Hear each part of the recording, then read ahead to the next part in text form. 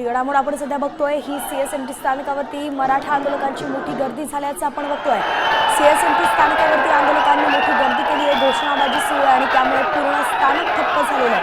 पोलिसांचा फौजफाटा या ठिकाणी दिसतोय, पोलीस त्यांचा समजूत काढण्याचा प्रयत्न करतायत, मात्र कोणतेही आंदोलक कुठेच हलताना दिसत नाहीये। सीएसएमटी स्थानक महत्त्वाचं स्थानक आहे, मुंबईचं मध्यवर्ती स्थानक, ज्या ठिकाणी बाहेरून येणाऱ्या सगळ्या गाड्या येत असतात आणि अशा सगळ्या एक्सप्रेस जे या ठिकाणी येतात तिथेच आता मराठा आंदोलकांची गर्दी झाल्याचं आपण एक्सक्लुझिव्हली बघतोय। एक्सक्लुझिव्ह दृश्य तुम्ही बघताय सामच्या स्क्रीनवरती।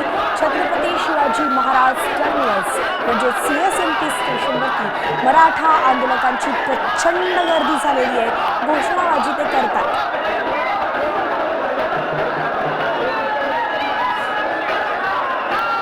संपूर्ण स्थानकावरती त्यांनी ठिय्या दिलेला आहे, त्यामुळे स्थानक देखील दिसून असं झालेलं आहे, प्लॅटफॉर्मही दिसत नाहीयेत आणि अशा पद्धतीनं मराठा आंदोलकांनी गर्दी केली।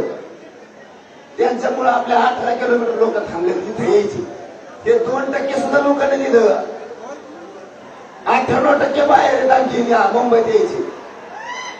या भांगार पोरामुळे कोणी गेलं ते सरपंच सांगायला गेलं, त्याला उलट बोललं, याचा अर्थ आपल्यातलं नाही, कारण हे सरपंच सगळ्या महाराष्ट्राच्या जवळपास लोकांना आंदोलकाला ओळखीत आहे।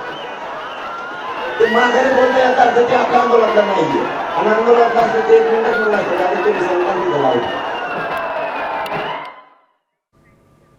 सीएसएमटी स्टेशनवरची गर्दी आपण सध्या बघतोय। खरं तर या ठिकाणी अजूनही बाहेरून येणारी लोकांची गर्दी काही कमी होताना दिसत नाहीये आणि गर्दी तर इतकी आहे की पाय ठेवायलाही जागा नाही आहे सध्या सीएसएमटी स्टेशनवरती। इतक्या मोठ्या प्रमाणात केवळ मराठा आंदोलकात सीएसएमटी स्थानकावरती दिसत आहेत। गिरीश कांबळे आपले प्रतिनिधी थेट सीएसएमटी स्टेशनवरून जोडले गेले आहेत। गिरीश, गर्दी काही कमी होताना दिसत नाहीये, जरांगे पाटलांनी परत जाण्याचे काहींना आदेश दिलेत, त्यानुसार काही आंदोलक परत निघालेत का?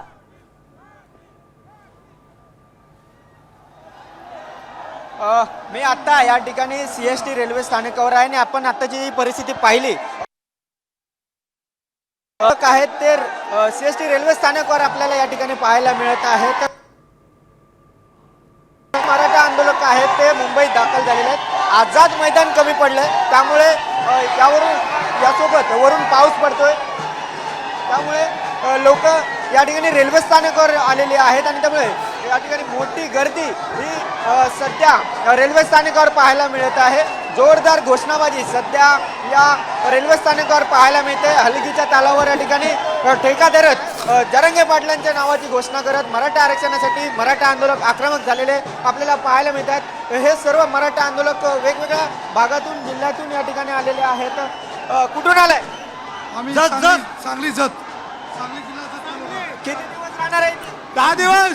जोपर्यंत निर्णय लागत नाही भेटत नाही तोपर्यंत आम्ही जात नाही।